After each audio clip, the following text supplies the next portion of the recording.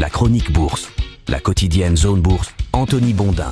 Bonjour à toutes et à tous, bienvenue dans ce point de marché Zone Bourse du lundi 29 avril 2024. Il s'appelle ce matin Tech 1, Fed 0. Le pari préféré des investisseurs a fonctionné la semaine dernière en jouant les résultats des entreprises technologiques américaines contre la crainte sur la trajectoire de l'économie et des taux. Eh bien, ils ont misé sur le bon cheval, ou plutôt sur les bons chevaux, en particulier Microsoft et Alphabet. Mieux valait quand même ne pas se tromper, puisqu'en préférant Meta Platforms et Intel, il y avait moyen de passer un fort mauvais moment. Ce résumé est peut-être un petit peu trop expéditif parce que la force de traction des résultats des entreprises ne s'est pas limitée la semaine dernière au secteur technologique. D'ailleurs, les statistiques le démontrent, 78% des entreprises du S&P 500 ont dépassé les estimations des analystes au premier trimestre, avec des bénéfices en hausse moyenne de 5,6% par rapport à l'année précédente selon les données du LSE. Selon Standard & Poor's, elles sont 77% à avoir dépassé les attentes, autant dire que les deux fournisseurs sont assez proches. Quant à l'ampleur du dépassement, il est en moyenne de 8,4%.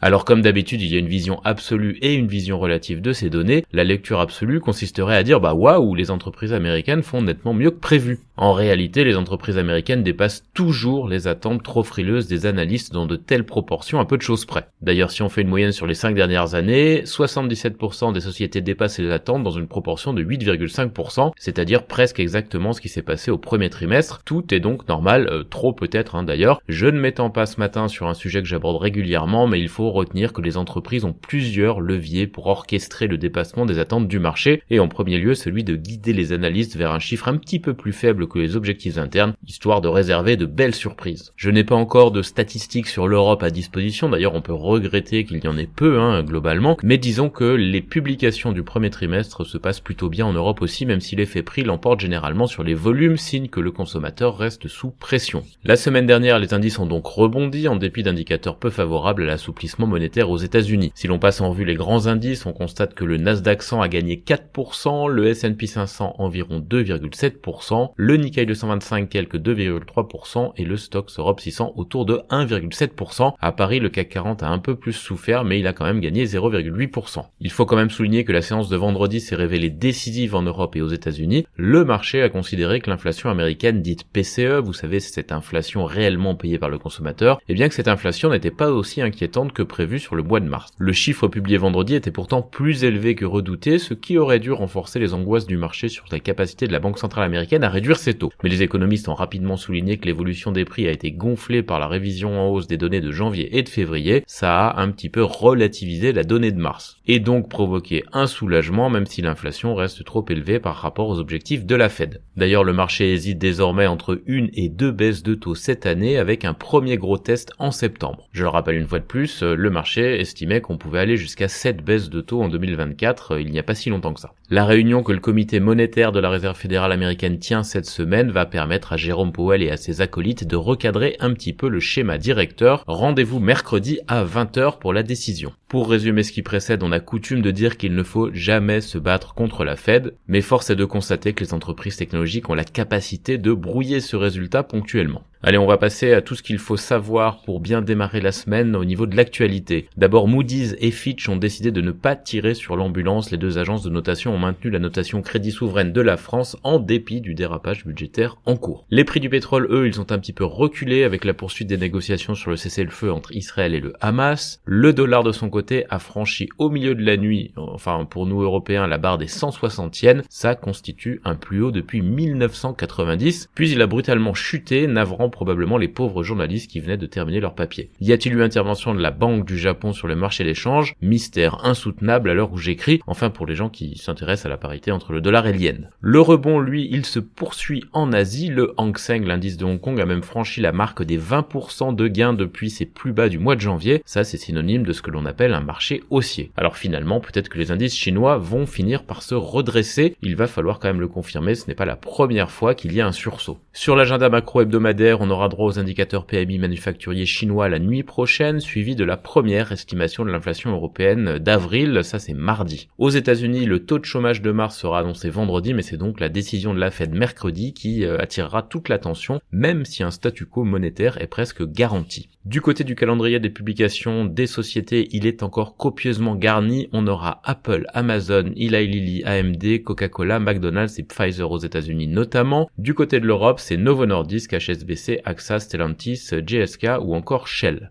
Et donc, si ce qui s'est passé la semaine dernière se vérifie, ce qui est probable, c'est donc Apple et Amazon qu'il faut considérer au premier chef. Du côté de l'Asie-Pacifique, ce matin, le vert est absolument partout. Le vert VERT, bien sûr. Enfin, sauf à Tokyo, parce que si l'yen fait le yo-yo, la bourse est fermée pour un jour férié. Du côté de la Chine, on gagne environ 0,7%, aussi bien à Shanghai qu'à Hong Kong avec une poussée des valeurs immobilières. L'Inde, l'Australie, Taïwan et la Corée du Sud progressent de 0,7 à 1,3%. Les indicateurs avancés occidentaux, eux, ils sont bien orientés.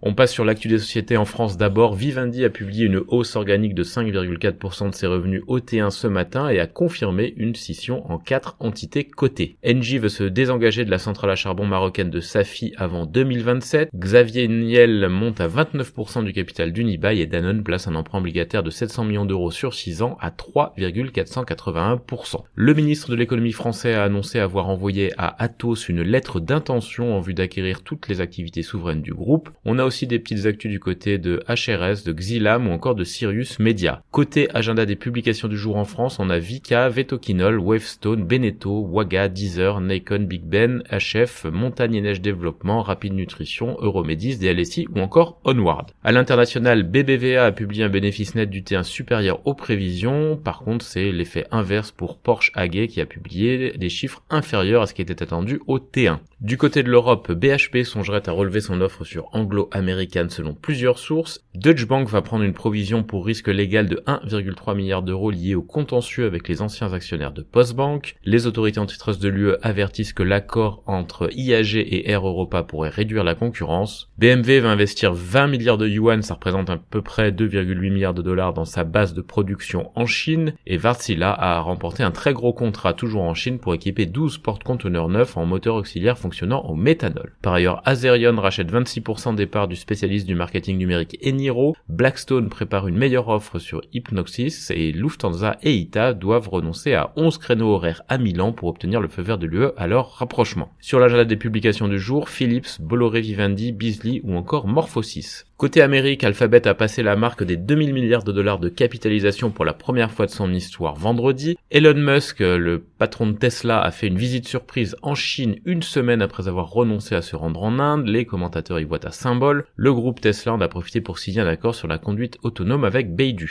Paramount songerait à se séparer de son CEO selon le Wall Street Journal. La Turquie est en pourparlers avec ExxonMobil pour un gros contrat GNL de plusieurs milliards de dollars, ça c'est selon le FT. Et American Airlines ajuste ses itinéraires en raison des retards de livraison du B787. Par ailleurs, Fitch, pour rester sur Boeing, a abaissé la perspective de la note crédit du groupe à négative en raison des problèmes multiples qui frappent l'industriel. Fulton Financial va reprendre les actifs de Republic First Bank Corp aux États-Unis et Zoetis a vendu son portefeuille d'additifs alimentaires médicamenteux à Phibro pour 350 millions de dollars. Sur l'agenda des publications du jour outre-Atlantique, NXP, Welltower et On Semiconductor. Je finis avec l'Asie-Pacifique. Le milliardaire Reinhold Geiger, propriétaire de l'Occitane, est sur le point de faire une offre de rachat de la société selon plusieurs sources, et Hyundai Motor et Kia signent un accord avec la société chinoise Beidou sur la technologie des voitures connectées. Principale publication du jour du côté de l'Asie-Pacifique, PetroChina et BYD. Voilà ce que l'on pouvait dire pour bien démarrer la semaine boursière. Je vous souhaite à toutes et à tous une excellente journée et une très bonne semaine.